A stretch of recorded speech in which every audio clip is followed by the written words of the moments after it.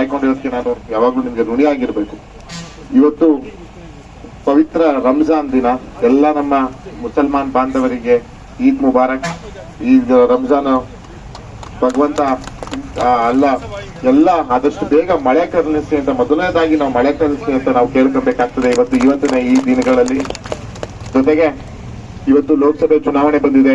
ಕಾಂಗ್ರೆಸ್ ಪಕ್ಷದಿಂದ ನನ್ನ ಅಭ್ಯರ್ಥಿಯನ್ನಾಗಿ ಆಯ್ಕೆ ಮಾಡಿದ್ದಾರೆ. ನಿಮ್ಮೆಲ್ಲರ ಆಶೀರ್ವಾದ ಕೊಡೋಕೆ, ನಿಮ್ಮೆಲ್ಲರ ಮತ ಬೇಟೆ ಮಾಡಕ್ಕೆ, ಮತ ಭಿಕ್ಷೆ ಕೊಡ್ಲಿಕ್ಕೆ ನಾನು ಇಲ್ಲಿ ಬಂದಿದ್ದೀನಿ. ನಿಮ್ಮೆಲ್ಲರ ಆಶೀರ್ವಾದ ನಮ್ಮ ಮೇಲೆ ಇರಬೇಕು, ಕಾಂಗ್ರೆಸ್ ಪಕ್ಷದ ಮೇಲೆ ಇರಬೇಕು. ಯಾಕಂತ ಹೇಳಿದ್ರೆ ಇವತ್ತು ಕಳೆದ ವಿಧಾನಸಭಾ ಚುನಾವಣೆಯಲ್ಲಿ ನಾನು ನಮ್ಮ ಮುರಳಿ ಅಣ್ಣ ಎಲ್ಲ ಒಟ್ಟಿಗೆ ವಿಧಾನಸಭೆಗೆ ನಿಂತಿದ್ವಿ. ಅತಿ ಹತ್ರಕ್ಕೆ ಬಂದು ನಾವೆಲ್ಲ ಚುನಾವಣೆಯಲ್ಲಿ ಸೋತಿ ಗೆಲುವಿನ ದಳ ಹತ್ತಲಿಲ್ಲ.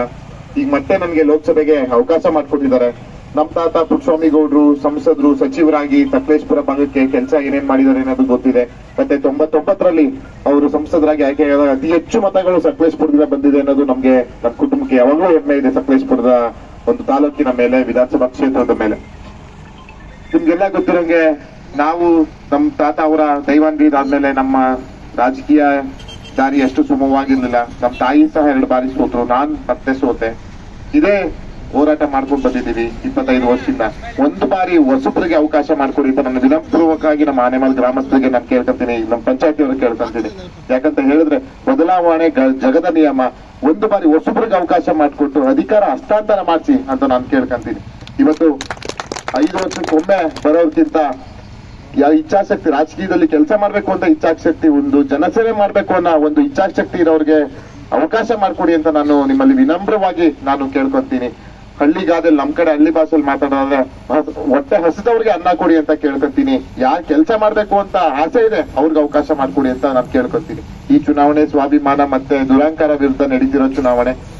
ಸ್ವಾಭಿಮಾನ ಈ ಸಲ ಗೆದ್ದೇ ಗೆಲ್ತದೆ. ವಾತಾವರಣ ಎಲ್ಲಾ ಕಡೆ ಚೆನ್ನಾಗಿದೆ. ನಿಮ್ಗೆಲ್ಲರ ಒಮ್ಮತ ಆಶೀರ್ವಾದ ನಮ್ಮ ಮೇಲೆ ಇರಬೇಕು. ಇನ್ನು 15 ದಿವಸ ನಿಮ್ಮ ಮನೆ ಕೆಲಸದ ಜೊತೆಗೆ ದಯಮಾಡಿ ಪಕ್ಷ ಸಂಘಟನೆ ಮಾಡಿ. ಇನ್ನು 5 ವರ್ಷ ಕಾಯ ವಾಚ ಮನಸ ಪ್ರಾಮಾಣಿಕವಾಗಿ ನಾನು ಕ್ಷೇತ್ರದ ಜನ ಜೊತೆಗೆ ಪ್ರಾಮಾಣಿಕವಾಗಿ ಇರುವಂತ ಕೆಲಸ ನಾನು ಮಾಡ್ತೀನಿ. ಜೊತೆಗೆ ನೀವು ಕೊಡೋ ಒಂದೊಂದು ಮತಕ್ಕೂ ನಾವು ಋಣಿಯಾಗಿರ್ತೀನಿ.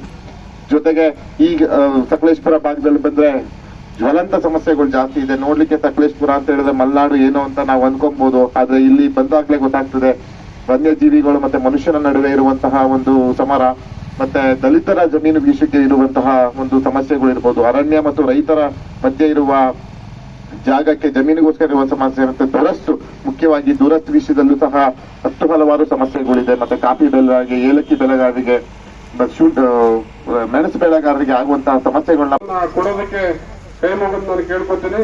ಈ ಶ್ರೇಯಸ್ ಪಟೇಲ್ ಅವರು ತುಂಬಾ ಅರ್ಜೆಂಟ್ ಇರೋದ್ರಿಂದ 2 ಮಾತು ಮಾತಾಡಿ ಅವ್ರು ತೆರಳಿದ್ದಾರೆ. ಅವ್ರಿಗೆ ಅವಕಾಶ ಮಾಡಿಕೊಡ್ಬೇಕು ಅಂತ ಹೇಳಿ ತಮ್ಮನ್ನ ಕೈ ಮುಗಿದು ಪ್ರಾರ್ಥನೆ ಮಾಡ್ತೇವೆ.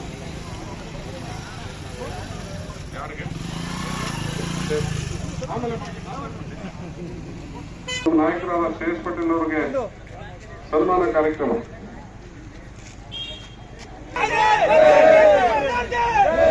ನಿಮ್ಮನ್ನೆಲ್ಲ ಕುರಿತು ಶ್ರೇಯಸ್ ಪಟೇಲ್ ಅವರು ಮಾತಾಡ್ತಾರೆ. ಎಲ್ಲ ನನ್ನ ಅಚ್ಚಂಗಿ ಗ್ರಾಮಸ್ಥರಿಗೆ ನಮಸ್ಕಾರಗಳು. ಏನು ಸಹ ಇಷ್ಟೊಂದು ಸಂಖ್ಯೆಯಲ್ಲಿ ಸೇರಿ ನಮ್ಮ ಅದ್ದೂರಿಯಾಗಿ ಸ್ವಾಗತವನ್ನ ಮಾಡಿದ್ರ, ಅದಕ್ಕೆ ನಾವೆಲ್ಲ ಪಕ್ಷದವರೆಲ್ಲ ಋಣಿಯಾಗಿರ್ಬೇಕು. ಇವತ್ತು ಲೋಕಸಭೆ ಚುನಾವಣೆ ಬಂದಿದೆ, ದಯಮಾಡಿ ಕ್ಷಮಿಸಿ. ಇವತ್ತು ಪವಿತ್ರ ರಂಜಾನ್ ಹಬ್ಬ, ಎಲ್ಲರಿಗೂ ಈದ್ ಮುಬಾರಕ್. ಮತ್ತು ಆ ಇಚ್ಛೆ ಅಲ್ಲ, ಎಲ್ರಿಗೂ ಒಳ್ಳೇದಾಗ್ಲಿ, ಆದಷ್ಟು ಬೇಗ ಪ್ರಪಂಚಕ್ಕೆ ಮಳೆ ಕರುಣಿಸ್ಲಿ ಅಂತ ಹೇಳ್ತಾ ಇವತ್ತು ಲೋಕಸಭೆ ಚುನಾವಣೆಗೆ ನನ್ನ ಕಾಂಗ್ರೆಸ್ ಪಕ್ಷದ ಅಭ್ಯರ್ಥಿಯನ್ನಾಗಿ ಆಯ್ಕೆ ಮಾಡಿದ್ದಾರೆ. ನೀವೆಲ್ಲರೂ ಒಗ್ಗಟ್ಟಾಗಿ ಕಾಂಗ್ರೆಸ್ ಪಕ್ಷಕ್ಕೆ ಮತ ನೀಡಿ, ಒಂದು ಬಾರಿ ಬದಲಾವಣೆ ತಂದು ಆಶೀರ್ವಾದ ಮಾಡಿ. ಯಾಕಂತ ಹೇಳಿದ್ರೆ ಪ್ರಾಮಾಣಿಕವಾಗಿ ನಿಮ್ ಜೊತೆ ಮನೆ ಸೇವಕ, ಒಬ್ಬ ಮನೆ ಮಗನಂಗೆ ನಾನು ದುಡಿತೀನಿ. ಕೆಲಸ ಮಾಡ್ಬೇಕು ಅನ್ನೋರ್ಗೆ ಅವಕಾಶ ಮಾಡ್ಕೊಡಿ ಅಂತ ನಾನು ಕೇಳ್ತೀನಿ. 5 ವರ್ಷಕ್ಕೊಮ್ಮೆ ಬಂದು ಶೋಕಿ ಮಾಡೋರಿಗೆ ಅವಕಾಶ ಮಾಡ್ಕೊಡೋದಕ್ಕಿಂತ ಹೆಚ್ಚಾಗಿ ನಿಮ್ಗೆ ಕೆಲಸ ಮಾಡ್ಬೇಕು, ಕೆಲಸಕ್ಕೋಸ್ಕರ ಅವಕಾಶ ಮಾಡ್ಕೊಡಿ. ಸಕಲೇಶಪುರ ಭಾಗದಲ್ಲಿ ಹಲವು ಸಮಸ್ಯೆಗಳಿದೆ. ಆನೆ ಕಾರಿಡಾರ್ ಸಮಸ್ಯೆ, ಆನೆ ಮತ್ತು ವನ್ಯಜೀವಿಗಳು ಮತ್ತೆ ಮನುಷ್ಯರ ವಿರುದ್ಧ ಸಮಸ್ಯೆಗಳು, ಕಾಫಿ, ಮೆಣಸು, ಏಲಕ್ಕಿ ಬೆಂಬಲ ಬೆಲೆ ಸಿಗ್ತಾ ಇಲ್ಲ, ಅದ್ರ ಸಮಸ್ಯೆಗಳಿದೆ.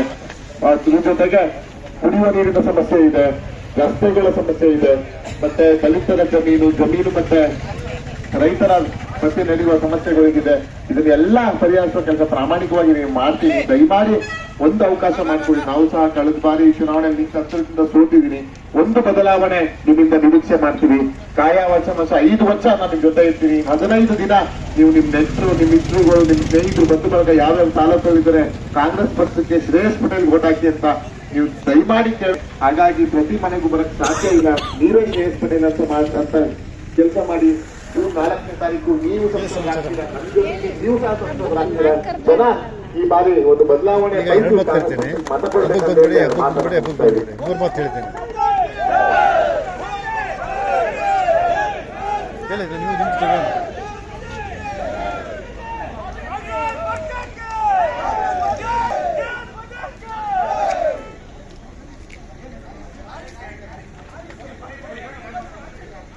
ಆರರಿಂದ ಕಲೀಲೂರು ಅದಕ್ಕೆ ಬರಬೇಕು. ಕಲೀಲೂರು ಅದು ಹೇಳಿ, ಹೆಸರು ಹೇಳಿ. ಸುರೇಶ್ ಅವರು ದಯವಿಟ್ಟು ಬೇಗ ಬರಬೇಕು. ವಿಕ್ರಮ್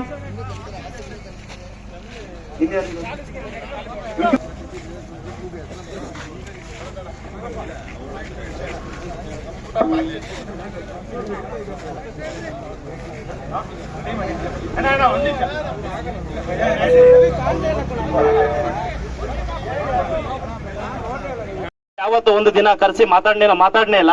ಹಾಗಾಗಿ ಮತ್ತೆ ಇವತ್ತು ಬಿಜೆಪಿ ಜೊತೆ ನಂಟು ಮಾಡ್ಕೊಂಡು ಇವತ್ತ ಮೋಸ ಮಾಡಕ್ ಬಂದಿದ್ದಾರೆ. ದಯವಿಟ್ಟು ನೀವೆಲ್ಲ ಮತದಾರರು ಬುದ್ಧಿ ಕಲಿಬೇಕಂತ ಈ ಸಂದರ್ಭ ಹೇಳ್ತಾ ನಾನು ಜಾಸ್ತಿ ಮಾತಾಡಕ್ ಹೋಗಲ್ಲ. ಸ್ನೇಹಿತರೆ, ನಾವು ನಮ್ಮ ಬೂತ್ ಅಲ್ಲಿ ಜಾಸ್ತಿ ಮತ ಕೊಟ್ಟು ಶ್ರೇಯಸ್ ಪಟೇಲ್ ಅವ್ರನ್ನ ಜಯಶೀಲನಾಗಿ ಮಾಡ್ಬೇಕಂತ ನಾನು ಮನವಿ ಮಾಡ್ಕೊಳ್ತಾ ನಾನು ಮಾತಾಡಕ್ಕೆ ಅವಕಾಶ ಕೊಟ್ಟಂತ ತಮ್ಮೆಲ್ಲರಿಗೂ ಒಂದ್ಸಿ ನಾನು ಮಾತು ಮುಗಿಸ್ತೀನಿ. ಜೈ ಕಾಂಗ್ರೆಸ್. ಎಲ್ಲ ಚುನಾವಣೆಯಲ್ಲೂ ಕೂಡ ಕಾಂಗ್ರೆಸ್ ಮೊದಲನೇ ಸ್ಥಾನದಲ್ಲಿದೆ. ಆದ್ರೆ ಈ ಬಾರಿ ಇವತ್ತಿಲ್ಲಿ ಬಂದಿರತಕ್ಕಂಥವ್ರು ಎಲ್ಲ ಕೂಡ ಮುಖಂಡರುಗಳೇ, ಕಾರ್ಯಕರ್ತರು ಯಾರು ಬಂದಿಲ್ಲ ಈ ಗ್ರಾಮ ಪಂಚಾಯತಿಲಿ. ಕನಿಷ್ಠ ಎಲ್ಲರೂ ಕೂಡ ಒಂದು 50 ಓಟು 20 ಓಟು ಹಾಕ್ಸುವಂತ ಮುಖಂಡರುಗಳು ತಾವು ಬಂದಿದ್ರಿ. ತಮ್ಮೆಲ್ಲರಿಗೂ ಕೂಡ ಅಭಿನಂದನೆಗಳನ್ನ ಸಲ್ಲಿಸ್ತಾ ಮತ್ತೆ ಸ್ವಾಗತ ಕೂಡ ಮಾಡ್ತೀನಿ. ಬಂಧುಗಳೇ, ಇವತ್ತು ನಮ್ಮ ಮುಂದೆ ದೊಡ್ಡ ಸವಾಲಿದೆ. ಇದೇ ತಿಂಗಳು 26ನೇ ತಾರೀಕು ತಮ್ಗೆಲ್ಲ ಗೊತ್ತಿರ್ತಕ್ಕಂಥದ್ದು ಲೋಕಸಭಾ ಚುನಾವಣೆ ಇದೆ. ಇವತ್ತು ಕಾಂಗ್ರೆಸ್ ಪಕ್ಷ ಸರಳ ಸಜ್ಜನೆಯ ವ್ಯಕ್ತಿ, ನಿಮ್ಮೆಲ್ಲರ ಅಚ್ಚುಮೆಚ್ಚಿನ ಸಹೋದರ, ಪಕ್ಷ ಸೇರ್ಪಡೆಗೊಂಡ ದಲಿತ ಯುವ ನಮ್ಮ ಮುಖಂಡ ನಾಯಕರಾಗಿರ್ತಕ್ಕಂಥ ಶಾಂತರಾಜ ಶ್ರೇಯಸ್ ಪಟೇಲ್ ಅವರು ಇವತ್ತು ನಮಗೆ ಅಭ್ಯರ್ಥಿಯನ್ನಾಗಿ ಕಾಂಗ್ರೆಸ್ ಪಕ್ಷ ಕೊಟ್ಟಿದೆ. ಅವ್ರನ್ನ ಯಾವ ರೀತಿ ನಾವು ನಡೆಸ್ಕೊಬೇಕು ಅಂತ ಹೇಳಿ ನಾವು ಜೊತೆಗೆ ಸಂವಿಧಾನವನ್ನ ರಕ್ಷಣೆ ಯಾವ ರೀತಿ ನಡೆಸ್ಕೊಬೇಕು ಅಂತ ಹೇಳಿ ನಾವು ಕೂಡ ಯೋಚನೆ ಮಾಡಬೇಕಾಗಿದೆ ಅಂತ ಹೇಳಿದ್ರು. ಸಾಕಷ್ಟು ವರ್ಷಗಳಿಂದ ರಾಜಕಾರಣ ಮಾಡಿ ಜನಗಳಿಗೆ ಚುನಾವಣೆ ಸಂದರ್ಭದಲ್ಲಿ ಮಂಕುಬೂದಿ ಹೆಚ್ಚಿ ಚುನಾವಣೆ ಗೆಲ್ಲುವಂತ ಕೆಲಸಗಳು ಸಾಕಷ್ಟು ಜನ ಮಾಡಿದ್ದಾರೆ. ಬಂಧುಗಳೇ, ಈ ಚುನಾವಣೆಯಲ್ಲಿ ವಿದ್ಯಣ್ಣವರು ಹೇಳಿದ್ದಾರೆ, ಧರ್ಮರಾಯ ಮತ್ತು ದುರ್ಯೋಧನ ಮಧ್ಯೆ ಒಂದು ದೊಡ್ಡ ಸಂಘರ್ಷ ಆಗಿತ್ತು, ಲಾಸ್ಟ್ಗೆ ಧರ್ಮರಾಯನೇ ಗೆದ್ದ ಅಂತ ಹೇಳಿ. ಅದೇ ರೀತಿ ಈ ಒಂದು ಚುನಾವಣೆಯಲ್ಲಿ ಖಂಡಿತವಾಗ್ಲೂ ಕೂಡ ಶ್ರೇಯಸ್ ಪಟೇಲ್ ಅವರು ಗೆಲ್ತಾರೆ ಅಂತ ಹೇಳಿ ನಾವು ಯಾವತ್ತೂ ಕೂಡ ಮೈ ಮರೆತು ಮನೆಯಲ್ಲಿ ಕೂರುವಂತ ಕೆಲಸ ನಾವು ಯಾರು ಕೂಡ ಮಾಡಬಾರ್ದು. ಇವತ್ತು ಶ್ರೇಯಸ್ ಪಟೇಲ್ ಅವರು ಬಂದಿದ್ದಾರೆ, ನಮ್ಮ ಮುಖಂಡಗಳು, ಗ್ರಾಮ ಪಂಚಾಯತಿ ಮಾಜಿ ಅಧ್ಯಕ್ಷಗಳು, ಸದಸ್ಯರುಗಳು ತಾವೆಲ್ಲರೂ ಕೂಡ ಬಂದಿದ್ದೀರಿ. ಮತ್ತೆ ನಮ್ಮ ದೇವಿಹಳ್ಳಿ ಪಾಪಣ್ಣವರು ಕೂಡ ಬಂದಿದ್ದಾರೆ, ಅವ್ರಿಗೂ ಕೂಡ ಸ್ವಾಗತವನ್ನ ಮಾಡ್ತೀನಿ. ದಯಮಾಡಿ ಕ್ಷಮಿಸಬೇಕು, ನಿಮ್ಮ ಹೆಸರು ಬಿಟ್ಟಿದ್ರು. ಸೊ ಇವತ್ತು ತಾವೆಲ್ಲ ಬಂದಿದ್ದೀರಿ. ನಾವು ಏನ್ ಮಾಡಬೇಕು ಮುಂದೆ ಕೆಲಸ ಅಂತ, ನಮ್ಮ ಬೂತ್ ಅಲ್ಲಿ ನಾವು ಕಾಂಗ್ರೆಸ್ ಕೊಟ್ಟಿರುವಂತ ಗ್ಯಾರಂಟಿಗಳನ್ನ ಮನೆ ತಲುಪಿಸುವಂತ ಕೆಲಸ ನೀವೆಲ್ಲ ಮಾಡ್ಬೇಕಾಗ್ತದೆ. ಇವತ್ತು ಸಾಕಷ್ಟು ಮಾಧ್ಯಮದಲ್ಲಿ ಮತ್ತೆ ಸೋಷಿಯಲ್ ಮೀಡಿಯಾನಲ್ಲಿ ತಾವೆಲ್ಲ ಗಮನಿಸಿರ್ತೀರಿ, ಎಲ್ಲ ಬಡವರು ತಾಯಂದಿರು ಇವತ್ತು ಕಷ್ಟಪಟ್ಟು ಇವತ್ತು ಸಿದ್ದರಾಮಯ್ಯನವರ ಸರ್ಕಾರ, ಕಾಂಗ್ರೆಸ್ ನೇತೃತ್ವದ ಸರ್ಕಾರ ಇವತ್ತು ನಮ್ಗೆಲ್ಲ ಆಸರೆ ಆಗಿದೆ, ನಾವು 2000 ನಂಬ್ಕೊಂಡು ಇವತ್ತು ಬದುಕ್ತಾ ಇದ್ದೀವಿ ಅಂತ ಹೇಳಿ ಬಹಳ ಖುಷಿಯಿಂದ ಅವರು ಹೇಳ್ತಾರೆ. ಖಂಡಿತವಾಗ್ಲೂ ಕೂಡ ಇವತ್ತು ಕಾಂಗ್ರೆಸ್ ಸರ್ಕಾರ ಉಚಿತವಾಗಿ ಎಲ್ಲ ತಾಯಂದ್ರು ಕೂಡ ರಾಜ್ಯದಲ್ಲಿ ಎಲ್ಲಾ ಕಡೆನೂ ಓಡಾಡ್ಲಿಕ್ಕೆ ಸೌಲಭ್ಯ ಮಾಡಿಕೊಟ್ಟಿದೆ. ಅದನ್ನು ಕೂಡ ನಾವು ಯಾರು ಕೂಡ ಮರೀಲಿಕ್ಕೆ ಸಾಧ್ಯ ಇಲ್ಲ. ನಾವೆಲ್ಲ ಮನವರಿಕೆ ಮಾಡಬೇಕಾಗ್ತದೆ. ಮತ್ತೆ ಉಚಿತವಾಗಿ 10 ಕೆಜಿ ಅಕ್ಕಿ ಕೊಡುವಂತದ್ದು. ಇವತ್ತು ಕೇಂದ್ರ ಸರ್ಕಾರ 5 ಕೆಜಿ ಅಕ್ಕಿಗೆ ನಾವು ಹಣವನ್ನ ಕೊಡ್ತೀವಿ, ನೀವು ಅಕ್ಕಿ ಕೊಡಿ ಅಂತ ಹೇಳಿದ್ರೆ ನಮಗೆ ತಾರತಮ್ಯ ಮಾಡಿ ಕಾಂಗ್ರೆಸ್ ಪಕ್ಷದ ಮೇಲೆ ಅಪಮಾನ ಮಾಡ್ಲಿಕ್ಕೆ, ಅವ್ರ ಮೇಲೆ ನಂಬಿಕೆ ಹಿಡಿದರೆ ಇರ್ಲಿಕ್ಕೆ ಇವತ್ತು ಅವರು ಮೂಡಿಸುವಂತ ಕೆಲಸನೂ ಕೂಡ ಮಾಡಿದ್ರು. ಆದ್ರೆ ನಮ್ಮ ಸರ್ಕಾರ 5 ಕೆಜಿ ಅಕ್ಕಿ ಜೊತೆಲಿ 5 ಕೆಜಿ ದುಡ್ಡು ಎಷ್ಟು ನಾವು ಕೇಂದ್ರ ಸರ್ಕಾರಕ್ಕೆ ಕೊಟ್ಟು ಅಕ್ಕಿ ತರ್ಕೋಬೇಕಂತ ಇದ್ರು ಅದಷ್ಟೇ ದುಡ್ಡು ನಾವು ನೇರವಾಗಿ ಅವ್ರ ಅಕೌಂಟ್ಗೆ ಕಳಿಸುವಂತ ಕೆಲಸ ಕೂಡ ಮಾಡ್ತಾ ಇದ್ವಿ. ಯುವಕರಿಗೆ 3000 ಮತ್ತೆ 1500 ಕೊಡುವಂತದ್ದಾಗಿದೆ. ಉಚಿತವಾಗಿ ವಿದ್ಯುತ್ ಬಹುಶಃ ಆನೆಮಲ್ ಗ್ರಾಮ ಪಂಚಾಯತಿಲಿ 95% ನಾವು ಯಾರು ಕೂಡ ಕರೆಂಟ್ ಬಿಲ್ ನ ಕಟ್ಟುವಂತ ಅವಶ್ಯಕತೆ ಇಲ್ಲ. ಇವತ್ತು ಕಾಂಗ್ರೆಸ್ ಸರ್ಕಾರ ಎಲ್ಲ ವರ್ಗದ ಎಲ್ಲ ಧರ್ಮದವರು ಕೂಡ ಸರ್ವರಿಗೂ ಸಮಬಾಳು ಸರ್ವರಿಗೂ ಸಮಪಾಲು ಅಂತ ಏನು ಬಸವಣ್ಣವರು ಹೇಳಿದ್ದಾರೆ, ಅದೇ ರೀತಿ ಇವತ್ತು ಕಾಂಗ್ರೆಸ್ ಪಕ್ಷ ನುಡಿದಂತೆ ನಡೆದಿದೆ. ಸೊ ಹಂಗಾಗಿ ದಯಮಾಡಿ ನಾವು ಕೊಟ್ಟಿರುವಂತ ಯೋಜನೆಗಳನ್ನ ಮನೆ ತಲುಪಿಸಿ ನಮ್ಮ ಬೂತಲ್ಲಿ ನಾವು ಲೀಡ್ ಕೊಟ್ಟು ಅತಿ ಹೆಚ್ಚು ಶ್ರೇಯಸ್ ಪಟೇಲ್ ಅವರು ಲೀಡ್ ಕೊಟ್ಟು ನಾವು ಗೆಲ್ಸ್ಬೇಕು ಈ ಸರಿ ಅಂತ ಹೇಳಿ ತಮ್ಮೆಲ್ಲರಿಗೂ ಕೂಡ ಕೈ ಮುಗಿದು ಪ್ರಾರ್ಥನೆಯನ್ನ ಮಾಡ್ತಾ, ದಯಮಾಡಿ ಬಂಧುಗಳೇ, ಇನ್ನು ಕೇವಲ 15 ದಿನ ಮಾತ್ರ ಬಾಕಿ ಇದಾವೆ. ನಮ್ಮ ಗ್ರಾಮ ಪಂಚಾಯತಿ ನಮ್ಮ ಬೂತ್ ಬಿಟ್ಟು ನಾವೆಲ್ಲೂ ಕೂಡ ಬೇರೆ ಕಡೆ ಹೋಗಿ ಮತವನ್ನ ಕೇಳಲಿಕ್ಕೆ ನಾವು ಹೋಗೋದು ಬೇಡ. ಇವತ್ತು ದೂರವಾಣಿ ಇದೆ, ಮೊಬೈಲ್ ಇದೆ, ಎಲ್ಲರ ಕಡೆಯಲ್ಲೂ ಮೊಬೈಲ್ ಇದೆ. ತಮ್ಮ ಸ್ನೇಹಿತರಿಗೆ, ತಮ್ಮ ಬಂಧುಗಳಿಗೆ ಎಲ್ರಿಗೂ ನೀವು ಫೋನ್ ಮಾಡಿ ಯಾಕೆ ವೋಟ್ ಹಾಕ್ಬೇಕು ಅಂತ ಹೇಳಿದ್ರೆ ಈ ಉದಾಹರಣೆ ಎಲ್ಲ ಕೊಡಬೇಕಾಗ್ತದೆ. ನಾವು ಮನೆ ಹೋದಂತ ಸಂದರ್ಭದಲ್ಲಿ ನಾವು ಒಂದ್ 2 ನಿಮಿಷ ಮಾತಾಡ್ಬೇಕು. ಸುಮ್ನೆ ಹೋಗಿ ನಾವು ಪೇಪರ್ ಹಾಕ್ತಾರಲ್ಲ ಹಂಗೆ ಪೇಪರ್ ಕೊಟ್ಟಂಗೆ ಪಾಂಪ್ಲೆಟ್ ಕೊಟ್ರೆ ಅವ್ರು ಯಾರು ವೋಟ್ ಕೊಡೋದಿಲ್ಲ. 1-2 ನಿಮಿಷ ನಿಂತು ಅವ್ರ ಜೊತೆ ಮಾತಾಡ್ಬೇಕಾಗ್ತದೆ. ನಾವು ಬೆಳಗ್ಗೆ 1-2 ಗಂಟೆ, ಸಂಜೆ 1-2 ಗಂಟೆ ನಾವು ಮನೆ ತಲುಪಿದ್ರೆ ಖಂಡಿತವಾಗ್ಲೂ ಕೂಡ ನಾವು ಗೆಲ್ತೀವಿ. ಬಹಳ ಚೆನ್ನಾಗಿದೆ ವಾತಾವರಣ. ನಾವ್ ಯಾರು ಕೂಡ ಅವಕಾಶ ವಂಚಿದ್ರೆ ಆಗೋದು ಬೇಡ. ಈ ಬಾರಿ ಇಂಥ ಚುನಾವಣೆಗಳು ಏನೇನೋ ವ್ಯತ್ಯಾಸಗಳಾಗಿದ್ದಾವೆ, ಅದನ್ನೆಲ್ಲ ಬದಿಗಿಟ್ಟು ನಾವೆಲ್ಲ ಒಂದೇ ಕುಟುಂಬದ ಸದಸ್ಯರಾಗಿ ನಾವೆಲ್ಲ